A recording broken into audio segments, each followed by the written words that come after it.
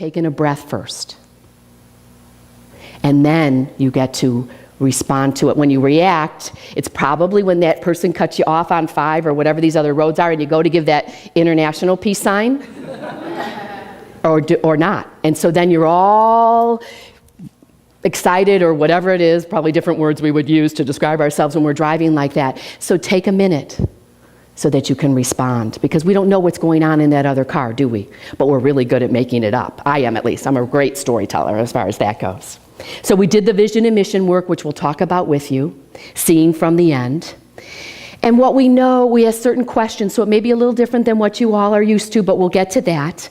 But the biggest thing we talked about was, and we didn't use these words, but what I was edging, because first of all, if you don't know this, as a minister, my job and our jobs are to comfort the afflicted and afflict the comfortable. So I was really afflicting, wasn't I, Robin?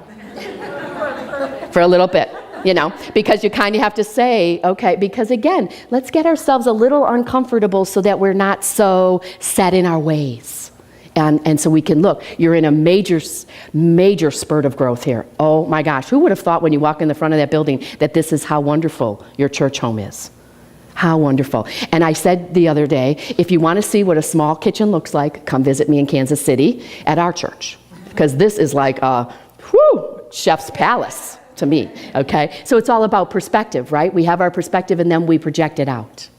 So what we know is that the 2 words probably most important in our lives, which Robin, you did say this weekend, I am, intention, attention equals manifestation.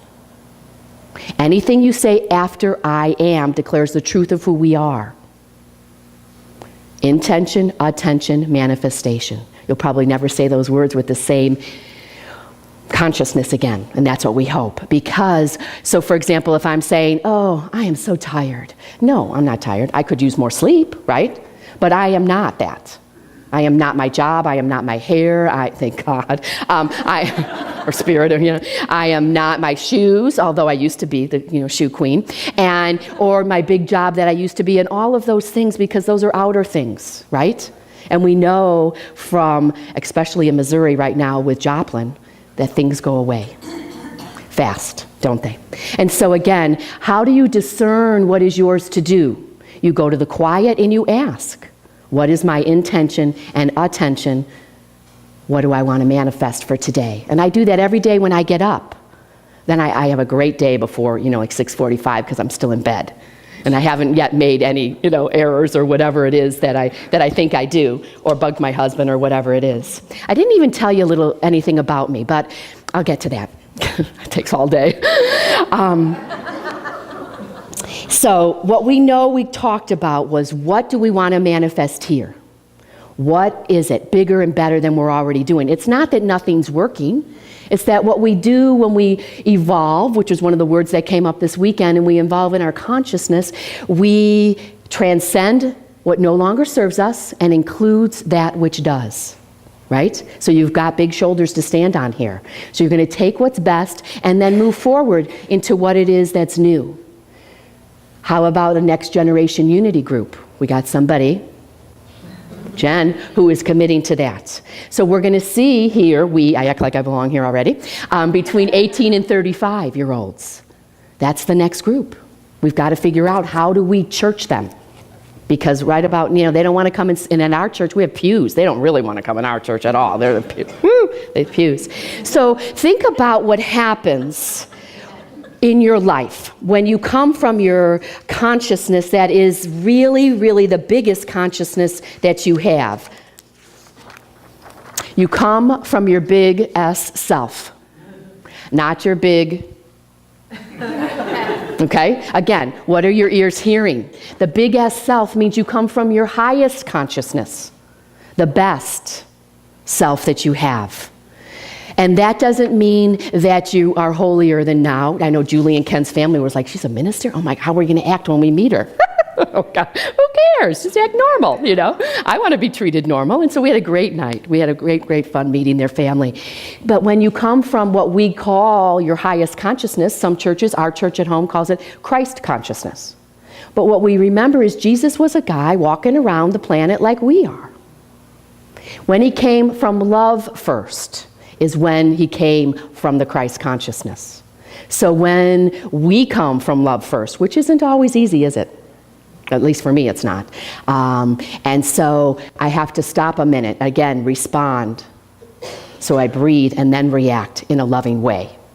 And that doesn't mean we become a doormat. It doesn't mean that you allow people to not treat you or to be late or all of those things. It means that you just come from love, because that's who we are. We are God expressing in this world, and that is love. And I kept writing on these flip charts all weekend. They'd say love, and I'd write God. I don't know why. I just did. And I said, oh, well, for me, they're synonymous. But that wasn't what they said. And so they said, are you trying to edit this work? I said, no, I'm not, And so they wanted to make sure I was on purpose as well. So think about the things that have happened in your life that you probably didn't know of. The Berlin Wall, that we thought it would come down in our lifetime. Think about it. What else has happened in your life that you thought would never happen? Somebody visioned, probably a lot of people envisioned that wall coming down, and it happened. That's what we can do. And that's what we really did this weekend. But we need your feedback, and that's part of what today is going to be about. What do you see? So there's a huge dream. What we know is we don't have to know all the details, because you're going to read these statements and you might think they're really big. It's all right, because God's in charge of how the details happen. Right? Now, those of you who have a control gift, let's take a deep breath. Okay, I have one. And I found out it was a gift by my niece, because one day one of my other sisters was saying that I was controlling or something, and can't imagine. My niece said, well, now, Aunt Therese, you said that everything that you are about is a gift from God. And I said, right. And she said, well, then, your control is a gift. And I said, all right. She was 12 years old. Right? What we learn from the little ones, yes? So it is a control gift.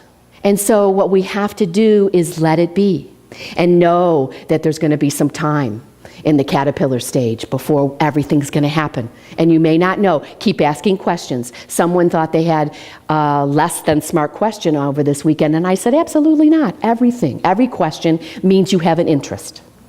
We'll let you know if it gets controlling, okay? And it doesn't mean you get your way when we hear your voices. But we want to know what you're thinking and how we're going to do that.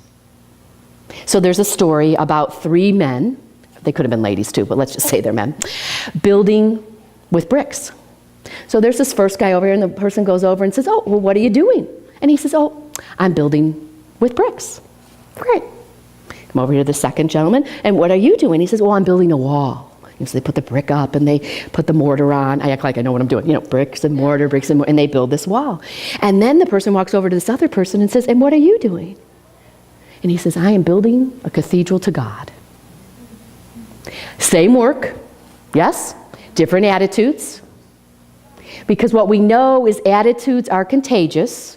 The question is yours worth catching? Think about it. Right? We're going to, think about someone who's like next to you and you think, ew, I got to move, Or you find people attracted to you and they think, did you cut your hair? Did you lose weight? No, you have a different attitude. They're drawn by your light. And they want to. Others see their possibility in the reality of you. Because you are all of that and a bag of chips. And so they are drawn to you and they think, wow, that's how I thought, I can be a minister. I saw a woman minister. Interestingly enough, Giselle's minister too. We both came from the same home church. We missed each other by a year.